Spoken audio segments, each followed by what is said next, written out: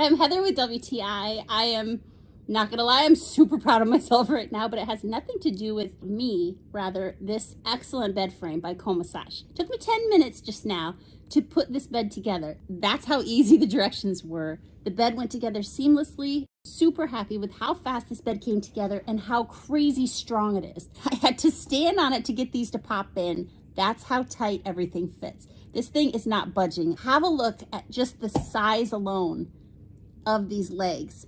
4 inches wide, sturdy, everything you could want in a bed. I really appreciate one that is made this well. When you're sleeping on a bed that wobbles or moves every time you move, it is a horrible feeling. Look at the sturdiness. The bed is amazing, super strong. Simple directions, just a drill and a wrench, which they send one with it. The placement of the legs makes this impossible to stub your toes as you're walking beside the bed. Let's just go ahead and ask our very first house guest. What did you think? Do you like the bed frame? It's wonderful. It's so comfortable. Awesome. It's by COMASACH. Okay.